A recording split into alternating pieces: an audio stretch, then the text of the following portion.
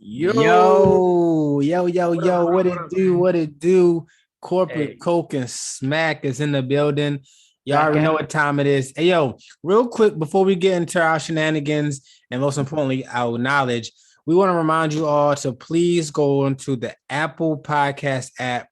Be sure to subscribe to the podcast, rate the podcast, and also share with your friends, family, associates, you know what I mean, your professors at school, share it with your CEOs, the time CFOs. pieces. Yeah, share with everybody because we're trying to really run the ratings up. Yep. If you heard any of our previous 196 episodes, you know we come with great content. And I'll let you be I'll let you be the judge of that. But we really want to get this going because Corporate Cook and Smack, we have a great platform here, and we won't be able to grow without you all's help. So we definitely appreciate all our faithful listeners, and if any of our new listeners, we appreciate you all as well. Yeah, I feel like people gotta have some type of tragedy for people to come together, right? Like, God forbid, if somebody in my family, something happened, put the GoFundMe up, everybody gonna be like, yo, help out, this and that. Or at least I would hope so. But in times where people are just grinding, right? People, you're doing something that you believe can grow in the future. If you asking for support, people looking at you like, nah, he good. He got it.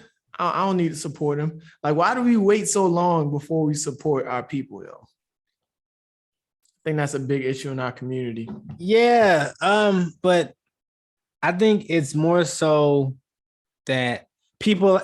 It's kind of like if someone assumes or know you have a lot of money, they're less likely to do a favor for you because like you're already good.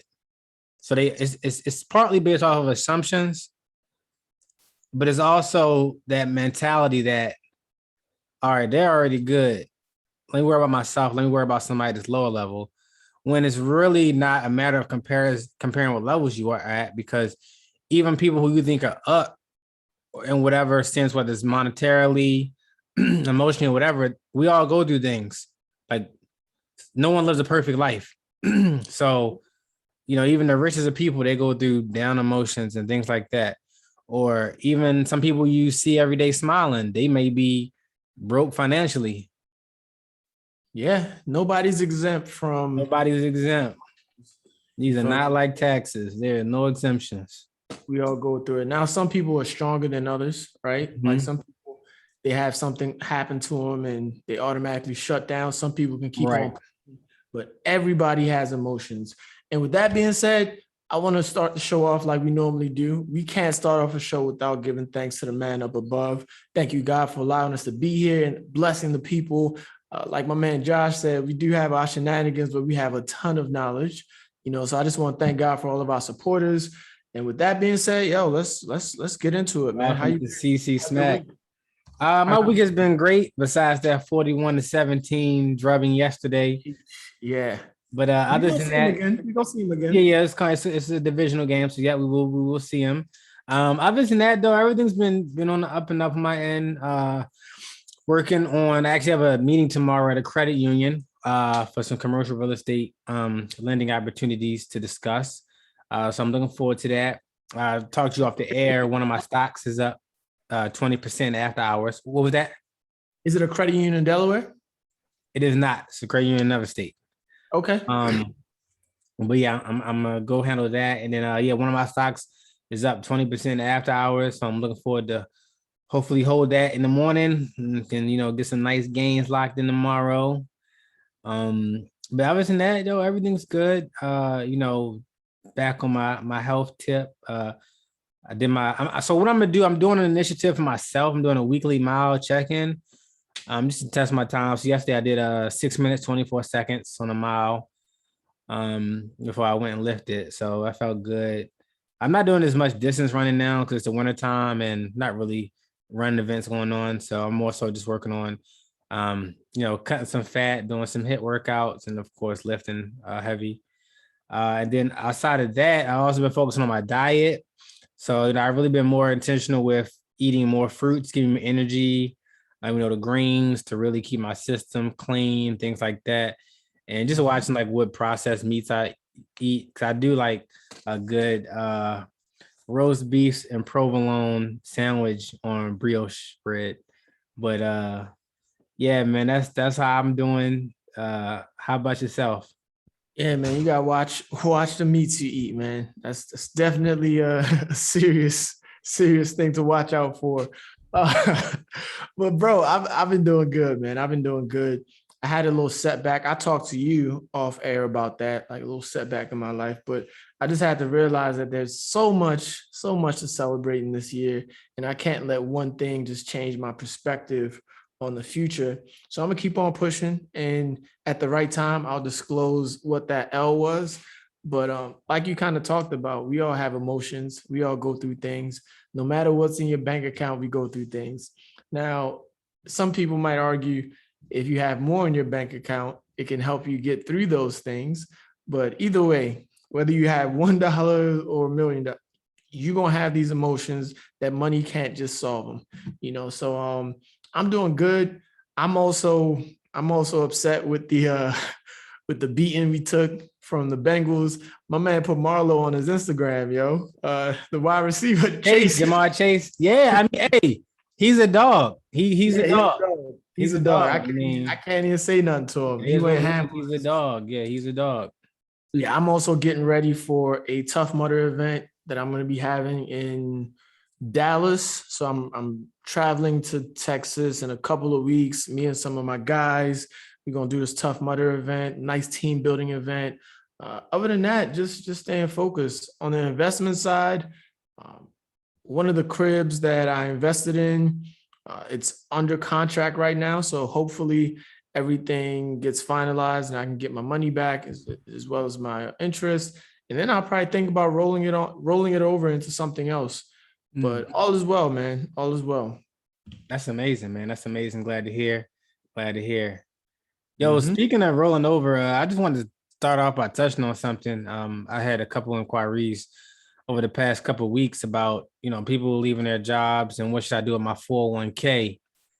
And, or, if you have a pension, if your company still, runs a pension program. And my suggestions have been, I don't call it advice online because I don't need any liability. My suggestions have been, or what I've done is, there's either two things. You can either roll it over to the 401k at your new gig, or it's a great time to get it out of that 401k program because as 401ks, you are limited to the funds that the administrator makes available. It's a great time to roll it over into either a self-directed IRA, or you can roll it over into a traditional IRA or a Roth IRA. Or, if you consider the tax implications, you can even do some type of conversions. But yeah, I just want to touch on that real quickly because sometimes people aren't aware of the options that they have. The biggest, I think the main decision that people normally make is they leave it at their jobs. And I was reading an article about how there are so many lost or forgotten 401ks that or people leave behind and never go back and get. Like if it's a job you may be on that was on the front end of your career, and then you move on somewhere else, or 2-3 other jobs, and you just never go back and get it. You know what I'm saying? And I think every dollar now, as we see it with the inflation, is mattering for retirement purposes. So I think that's important to the no child left behind that. Let's do the no 401k left behind. Hey, it's important that you brought it up right now because we're seeing a lot of turnover in places of employment. Like people not putting up with these crazy managers. They saying, yo, I'm going to the next place. And a lot of people are leaving a lot of money on the table because not only do they forget their 401k sometimes, they also have 401ks, old 401k plans sitting with an old employer that have the incorrect beneficiaries.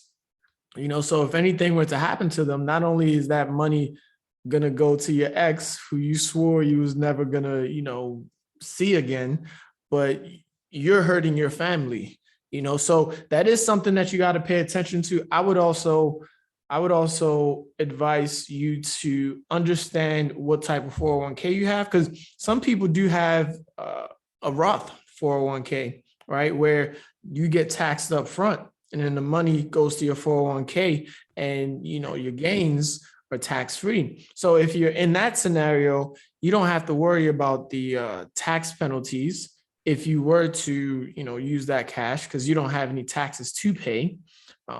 So yeah, just make sure you understand what type of 401k you have. And then I would just say, understand what you know about investments, right? If you're a novice in investing and you get a large cash windfall from your 401k and you're like, yo, I'm about to start day trading, that might not be the best thing for you. So understand your level of proficiency when it comes to investments before you make any move with your 401k. Before you make any moves, that is facts. Yeah, and this is a good segue into our next topic, which is I saw an article that it coined the term.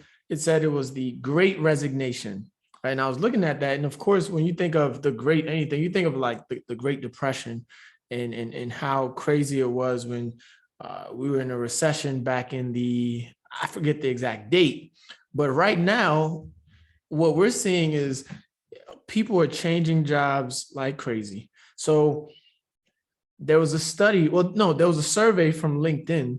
LinkedIn said that after they did the survey, they realized that 54% of people had changed jobs year over year. Yep. Now, of that sample size, they said 80% had changed. 80% of Generation Z employees had changed jobs in the past year. 50% of millennials had changed jobs in the last year. So people are not putting up with low wages. People are also impatient if you're not going to give them the proper working conditions. Like if you're forcing your people to go back to the buildings, the office buildings, and they've been working from home for over 2 years now, they're saying, well, it's mad remote jobs out here. Like, why do I have to go back? They're leaving. And there is a labor shortage, right? So the same way we talk about the housing market and it being a seller's market where they basically telling you, hey, I'm going to sell you this house with no toilet. You either take it or leave it. I don't care. It's the same way employees, they're saying, bro, I don't have to go back. I don't have to put up with your policies because I can go do other things. And some of those other things, the gig economy, right? You have a lot of individuals who they are fine saying, I'm going to drive Uber, I'm going to do Grubhub, I'm going to do DoorDash or whatever it is. I'm going to do an Airbnb, I'm going to house hack. So many different things that they can do to bring money into their pockets. There's also cryptocurrency. Let's not front like crypto hasn't been funding a lot of individuals. Like somebody told me about this coin Shiba.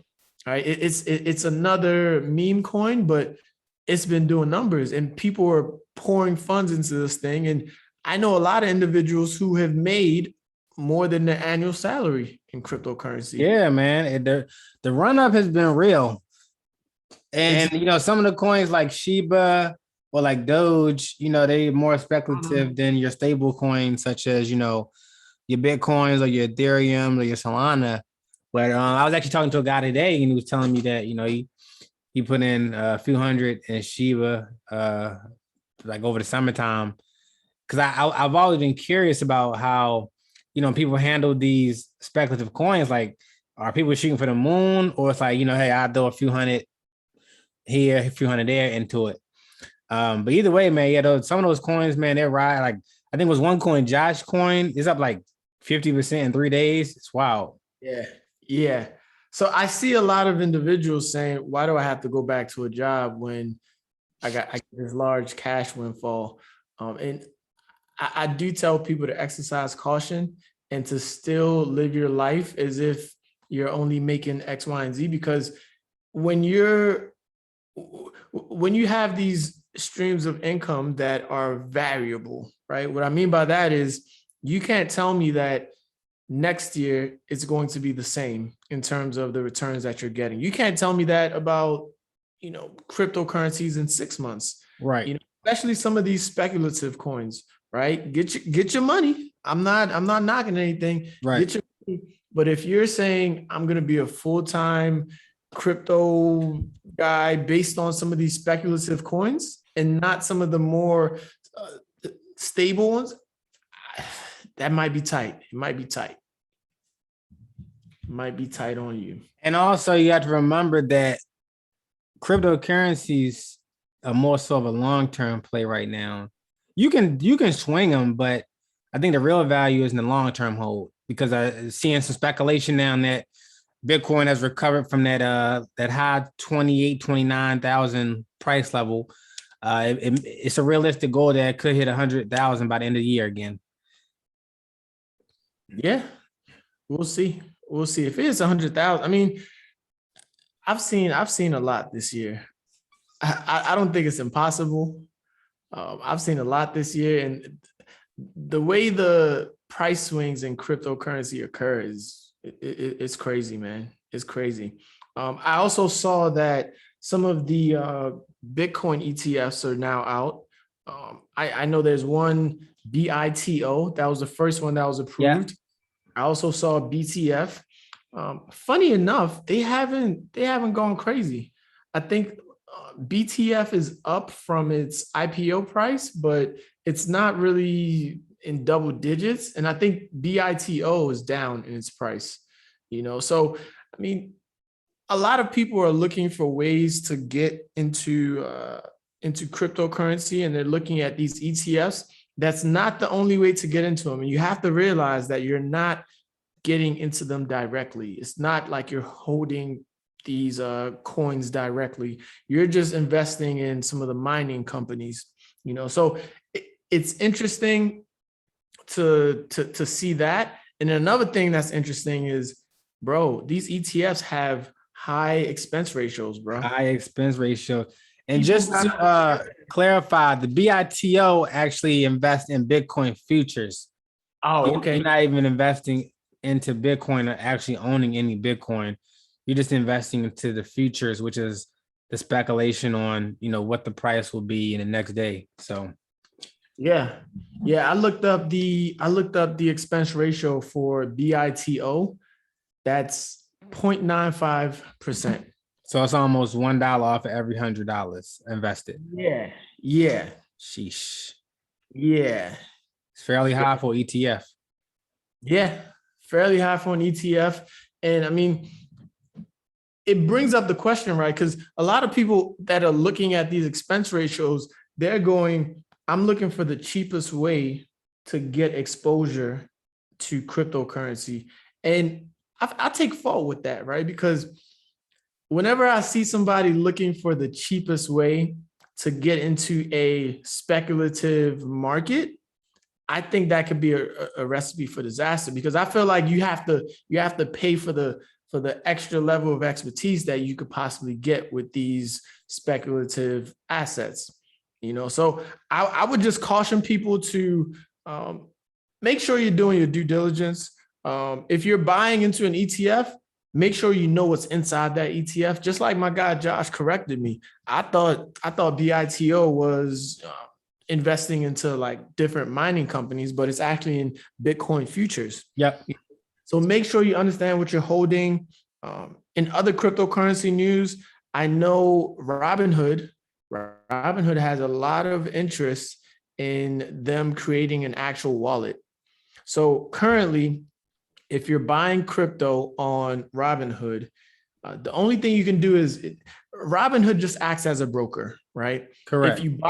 If you buy crypto on Robinhood, you cannot take it out of Robinhood. So you can't transfer it. The only thing you can do is you can sell it, and then you have to wait until it turns into cash, and then you can withdraw. And a lot of people like my guy Josh said, this is a long-term play. So if you're buying crypto and you need to transfer it, you don't want to have to liquidate, right? You want to be able to move your crypto as you like.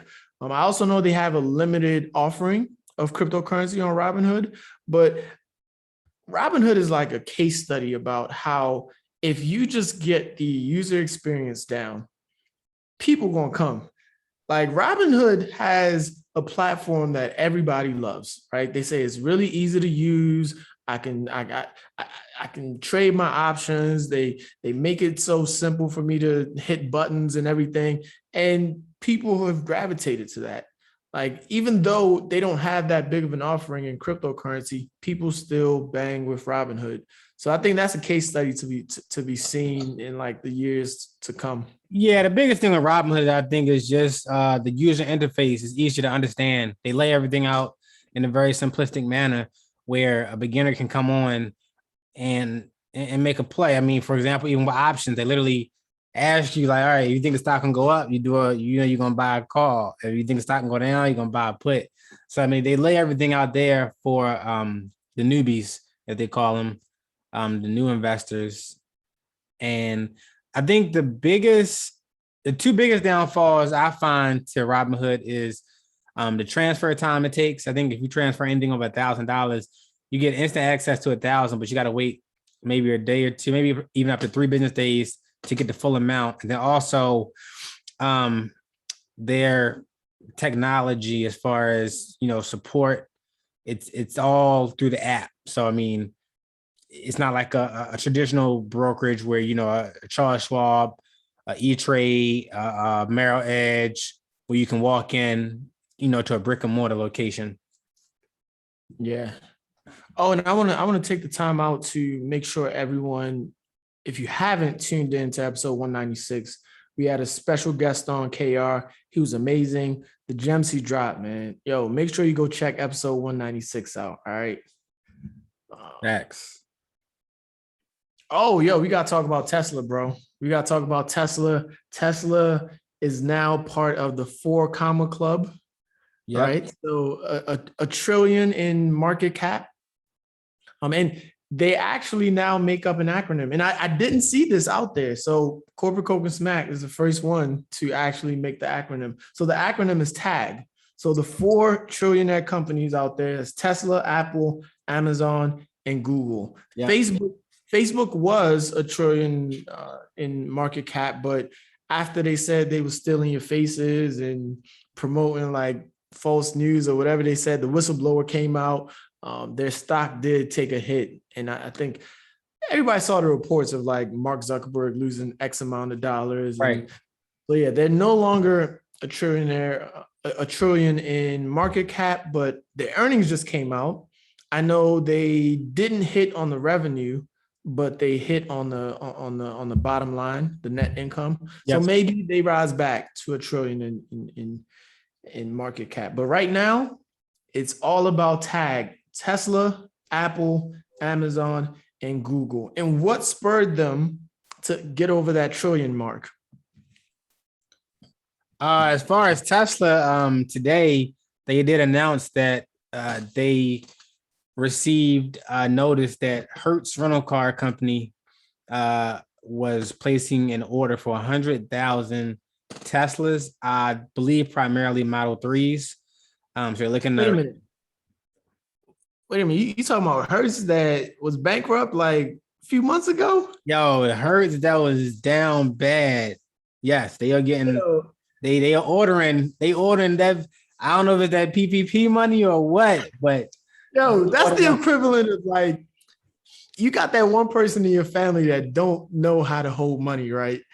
And like, he called you up like, yo, I'm about to spend 5,000 on your business. Like, I need you to deliver this. And you're probably gonna look at him like, yo, I don't trust this nigga. Like, I'm not trying to get my products ready and but I think it just goes to show how much inflation is actually in the economy, yo. A company that just went bankrupt came out and was able to find over $4 billion to put in a purchase with Tesla. Correct. That's now, crazy. I do believe that, with them purchasing a fleet, they will get some type of nice, not a nice, but a discount. They're going to get it at a fleet price. Of course. So with that being said, we also have to think about how that's going to affect. Well, first of all, we need to think about when Tesla's going to deliver these cars, because we know, right? Can they deliver the cars? Because I know Teslas, they need chips too, and it's still a chip shortage out here. Correct. You know? So it's that, and then it's also when you think about the charging network right now, you ever think about the additional road volume that's going to be presented with these additional Teslas being rented. Now, granted, it's going to be spread out all through the country. It's not going to be in one or two metro areas, but you got to think about that because it's not like a gas vehicle. We can go, 3 to 5 minutes, fill up your tank, you're gone. Recharging the car is going to cut into your rental time. And this is not even concerning rentals where, you may say, hey, I'm going to go from Baltimore to, North Carolina or something. Like, even if you ride it through the city, you're using electricity, using the battery. So you're going to have to, at some point, charge it up. Now, this is the thing, because a rental, more times than not, you're not going to have access to an in-home charger unless, you may be visiting a friend who already has a Tesla and you can, pull up in their garage or whatever. So you're going to have renters who are going to have to go sit at public charging stations to charge their car on top of the owners or full-time owners of Teslas. So I could see where the demand in the current charging network is definitely going to be pushed unless they build out more stations or add chargers to the current stations. Bro, I also think it takes away from some of the prestige of owning a Tesla. Like, I'm not going to sit here and say, I wouldn't want to own a Tesla, but I do think that there are people who they're interested in Tesla because they feel as though it sets them apart from the average Joe, right? And now, I mean, how many Teslas? How many was it? Let's say 100,000? Yeah, 100,000 Teslas. And look, I guarantee you this. Hertz was the first one to do this. So they're breaking ground on this, but this is a big play in terms of the rental space and electric vehicles.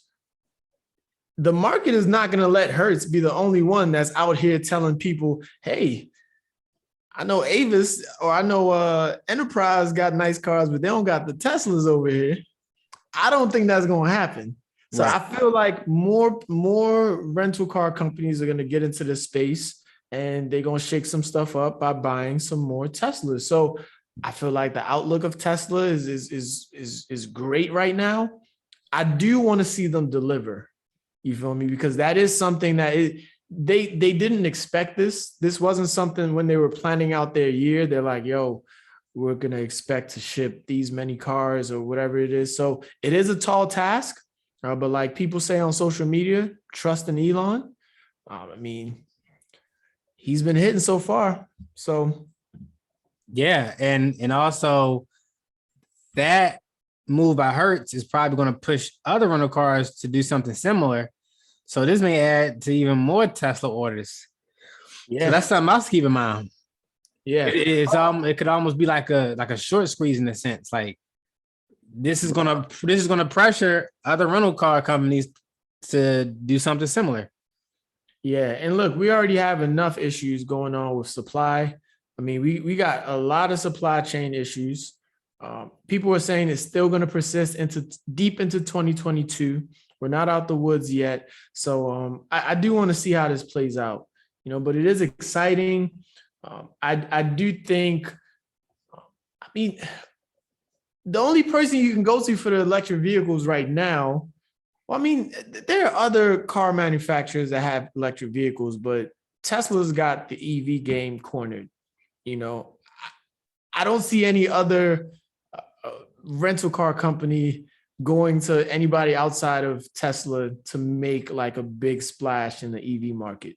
Right. So I would say Tesla not at the moment, at least. Not at the moment. At the moment. I would say Tesla is a buy right now.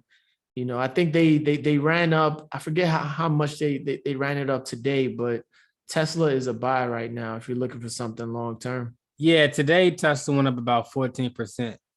Yeah, itself. Oh, and I got to shout out Brian because we're sitting here talking about rental car companies, and he was early in the game. I remember when we had him on the podcast, he was explaining like the business model, and to see where it's gone to now, like everybody I know, almost everybody I know is, hey, I got a rental car. I got a rental car. And he was the first, if not the pioneer in that space. So I got to shout him out. Yep. That's definitely been a game changer for a lot of people, not only for myself, but for many others who have seen the opportunity to fill the demand of renting cars to consumers. And I think it's cool. I was talking to someone today about that. Is that Turo is a game changer in the sense that you don't have to go through these large corporations to get a rental car. You can get access to a rental car right in your neighborhood. So versus where most rental cars are either the airports or they're like in high volume commercial areas, like you could be chilling. It could be like a Turo car 2 blocks over that you go and grab the rent. So the accessibility, I think is a great thing that Turo brings that possibly larger rental car companies can't. Yeah. Well, not that they can't, but they just don't. Yeah. Yeah, man. Hey, the future is going to be something else, man, because it's a lot of traditional stuff that might not be here no more, right? Because if you move too slow in today's environment, you're going to get left behind. That's why I strongly feel like you're going to see more purchases coming in the next 3 to 6 months from Tesla, from other companies. I think now what's the risk with this, right? The risk with this, I think you come out of pocket $4 billion and you're a struggling business.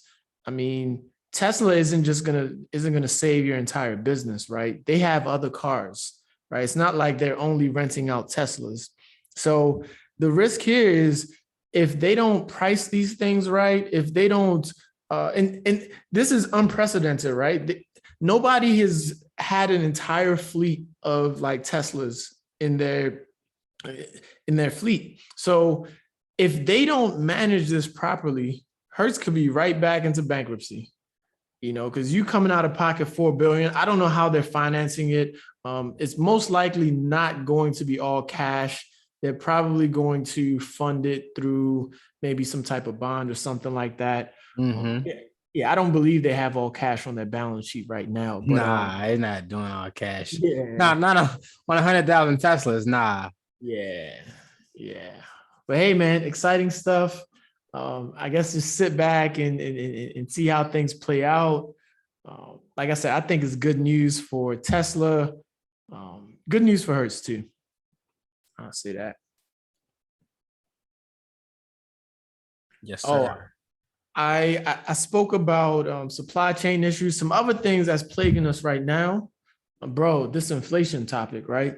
Right. So Jack Dorsey came out and he said he expects hyperinflation to be here really soon. Then you had Kathy Woods, who's the famous, she runs the ARC fund. She's like, nah, inflation is actually going to turn into deflation after the holidays. So I don't know. What is your opinion on inflation? I know inflation is here right now because I'm seeing things in the grocery store. Like everything has gone up. The price, yesterday's price is not today's price.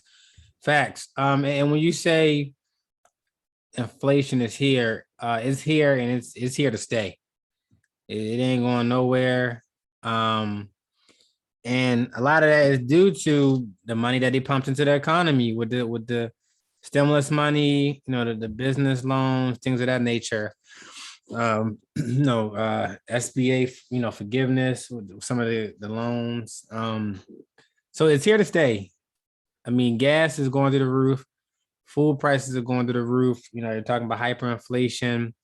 It's here to stay. And the best way or your best defense mechanism is to be on the offense. And when I say be on the offense, that's to increase your income.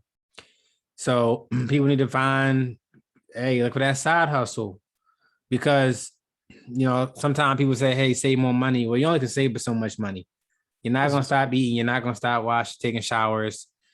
You know, you need your lights on at night, especially in the wintertime when it gets dark earlier. So it's only there's so many ways you can cut back.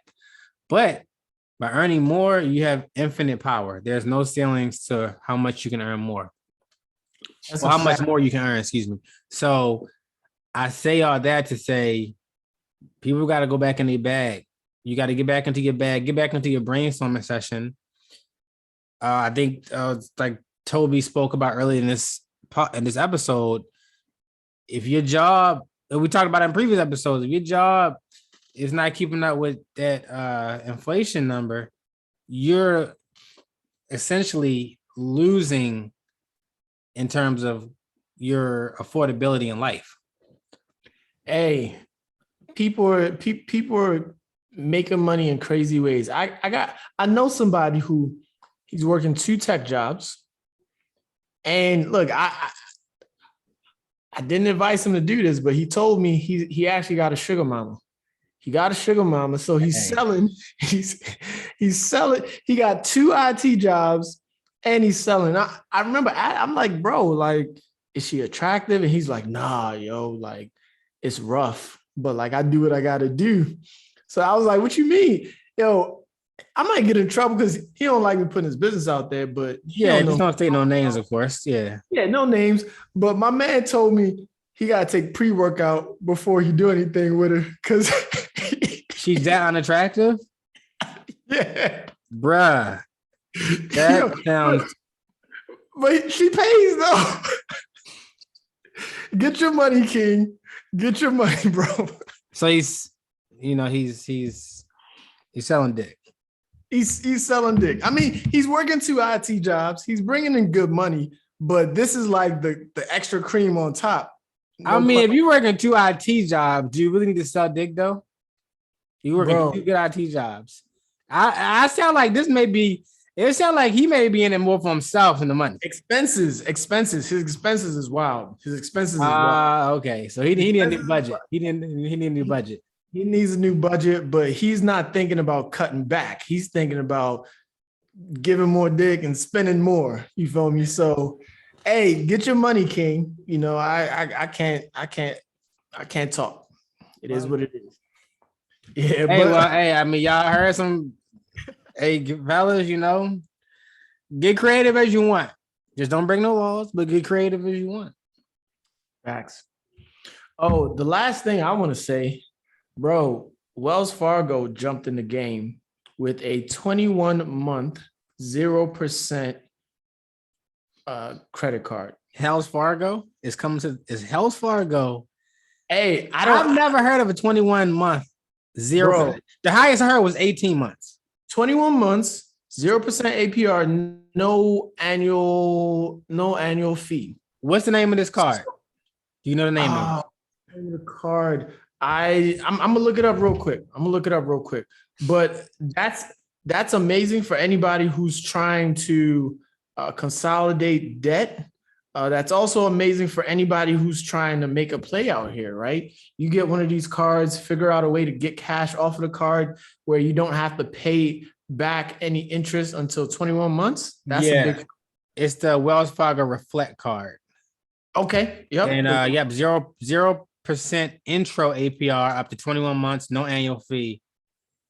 And then after the 21-month intro period, then they're gonna tax you. Right, gonna be 12.99 to 24.99%. So the Wells Fargo Reflect card. Yep.